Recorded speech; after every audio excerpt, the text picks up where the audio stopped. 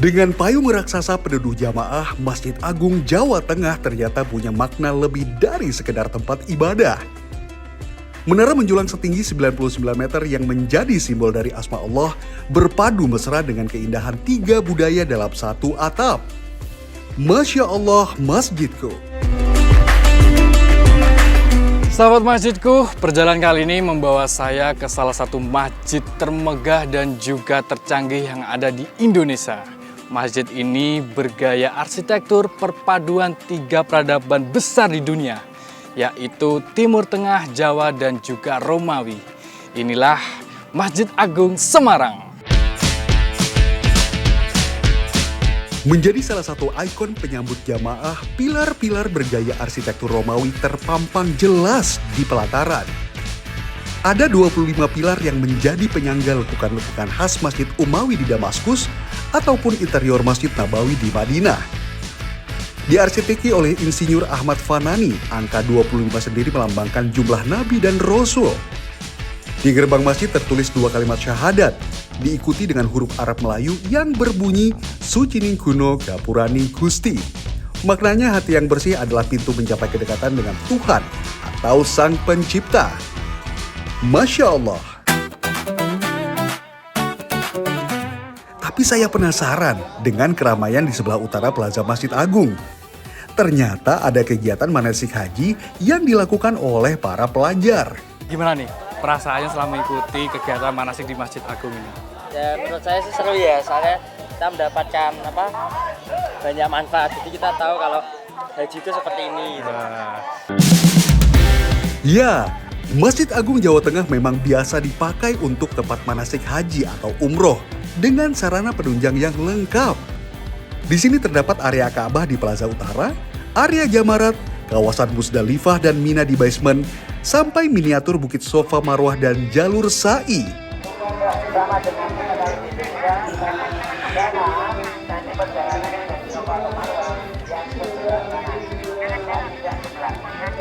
Sahabat masjidku, sekarang saya lagi menaiki Bukit Soa ya. Tentunya ini adalah salah satu fasilitas juga, meskipun ini miniatur, tapi juga memberikan kesan tersendiri bagi para jamaah yang mengikuti kegiatan manasik ini. Cukup membayar infak 10.000 untuk pelajar dan 15.000 untuk umum, para pengunjung atau instansi bisa menggelar manasik haji atau umroh di Masjid Agung Jawa Tengah. Semua terbuka untuk umum dan bisa mendatangkan pemandu profesional jika dibutuhkan. Berdiri di atas lahan 10 hektar, salah satu yang paling mencolok dari Masjid Agung Jawa Tengah adalah 6 payung hidrolik raksasa.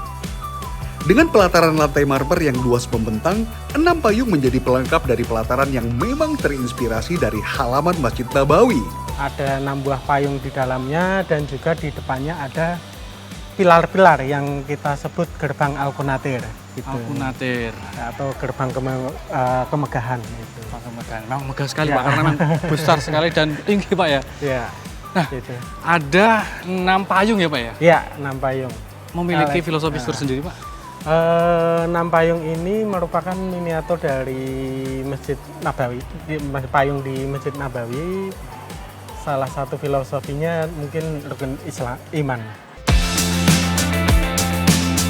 Dengan tinggi mencapai 20 meter, bentangan payung bisa mencapai 14 meter yang mampu menutupi pelataran marmer jika dibutuhkan. Dengan begitu, jemaah akan terlindungi dari cuaca terik ataupun hujan ketika menunaikan ibadah. Rangkanya terbuat dari baja yang super ringan tetapi tetap terjamin kekuatannya. Yang menarik, membran kain yang menjadi payung diproduksi oleh anak negeri, sahabat masjidku. Masjid ini kan memiliki konsep atau gaya arsitektur tuh perpaduan tiga peradaban besar di dunia ya Pak ya? Iya. Ada Jawa, Timur Tengah, dan juga Romawi. Nah, ini apakah mempunyai filosofi tersendiri Pak? Tiga peradaban di ini, tiga budaya ini dipilih karena ini ingin menunjukkan visi dari Masjid Agung Jawa Tengah itu sendiri. Yang mana ada peradaban Jawa sebagai kearifan lokal, kemudian peradaban Islam, dan juga peradaban Barat, atau kita ingin menyebarkan Islam itu sendiri hingga ke peradaban dunia.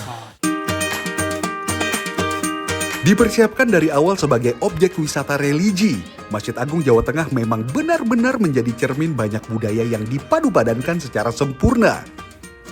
Selain atap limas pada bangunan utama, saya mendapati pintu kayu yang sangat kental dengan nuansa Jawa. Warna coklat muda pada lantai dan aksen kayu berwarna hijau pada atap bagian dalam membuat masjidku ini menjadi terasa lebih sejuk. Sahabat masjidku, sekarang saya sudah berada di ruang utama dari Masjid Agung Semarang. Nah, di mana di sini itu akulturasi budayanya sangat kental sekali.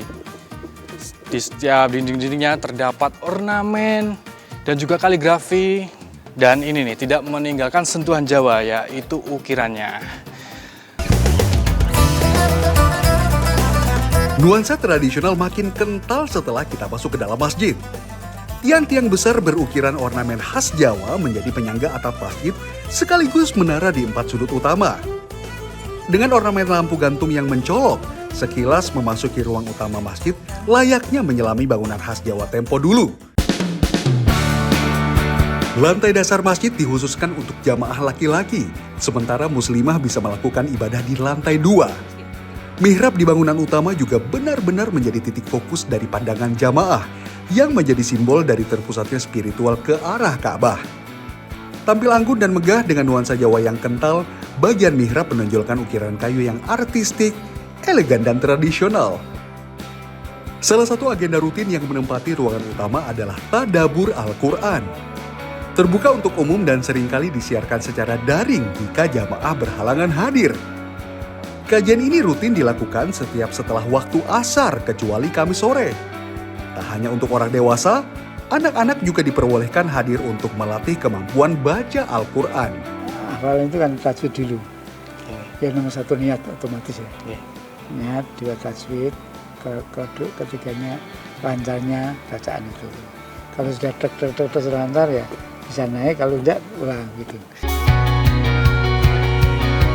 Dengan desain yang menyesuaikan cuaca Semarang yang panas, ventilasi di bangunan utama Masjid Agung Jawa Tengah dibuat sedemikian rupa, sehingga panas bisa mengalir ke atas, sementara udara sejuk bisa masuk dari bawah. Kuncinya ada di kubah raksasa yang berada tepat di ruang utama. Dengan diameter mencapai 20 meter dan tinggi 25 meter, kubah raksasa ini tak hanya menjadi elemen estetik dari masjid, tetapi menjadi bagian yang menyejukkan ruangan. Dilengkapi dengan hiasan kaligrafi yang estetik, kubah hijau kebiruan ini akan menerima cahaya pagi yang mampu menembus ruang utama masjid. Kubah raksasa ini dikelilingi oleh 4 menara setinggi 62 meter pada tiap sudutnya. Menara inilah yang menjadi jembatan visual antara atap limas khas Jawa dengan kubah khas Timur Tengah. Masya Allah, sungguh perencanaan yang sangat detail sahabat masjidku. Tapi keindahan Masjid Agung Jawa Tengah tak hanya ada di ruang utama. Di sudut plaza Menara Al-Husna menjulang tinggi menjadi pemandangan yang tak terelakkan bagi setiap pengunjung. Sesuai dengan namanya, menara ini punya ketinggian 99 meter yang melambangkan nama-nama Allah Subhanahu wa Ta'ala, yakni Asmaul Husna. Yang mengagumkan, menara ini punya fasilitas lift bagi para pengunjung. Tak sampai beberapa menit, kami sudah sampai di lantai 19 menara. Di lantai ini ada teropong khusus yang digunakan untuk meneropong posisi bulan. Selain untuk diperuntukkan untuk hilal, apakah boleh Mas kita melihat-lihat? Boleh, cuman ini kan masih ditutup, artinya aksesnya tidak bisa dipakai untuk orang umum. Oh, jadi tertentu. Dan di tanggal waktu tertentu. Iya, paling di sini ada bisa meropong di. Di sini pengunjung bisa menikmati 360 derajat pemandangan kota Semarang dari atas. Termasuk kawasan pelabuhan, gunung dan pantai yang terlihat jelas pada hari cerah. Karena saya belum bawa, saya tuker ya Bu ya? Boleh. Monggo. Nah ini sahabat masjidku. Satu kalinya 2.000 ya. Untuk menggunakan teropong yang ada di Masjid Agung Semarang, itu harus menggunakan koin. Itu baru bisa digunakan ya Mas ya? Nah ini kita tukarkan dulu uangnya. Uangnya 20 kembali 16 ya. Nah. Satu kali 4 ya. Oke, matur suwun Ibu. Nah, pakai koin ini baru kita bisa mencoba teropongnya. Hanya dibutuhkan 2 koin atau Rp2.000 untuk memakai teropong pandang.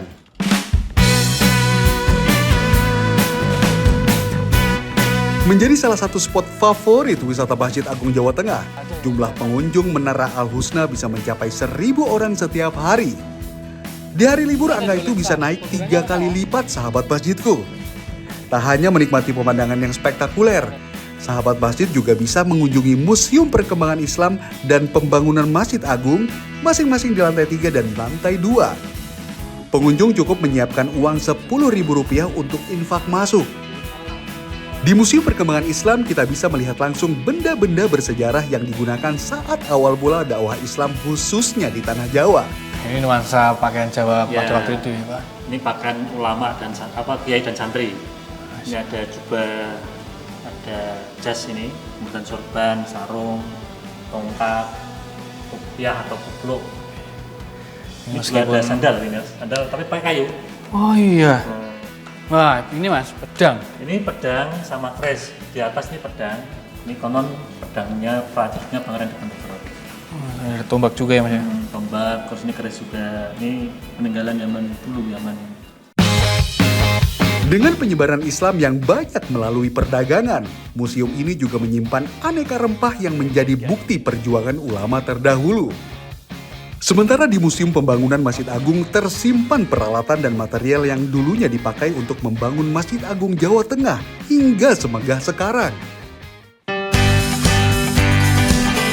Bagian dasar menara dimanfaatkan untuk ruangan siaran radio dan televisi, guna mendukung syiar Islam khususnya di Jawa Tengah.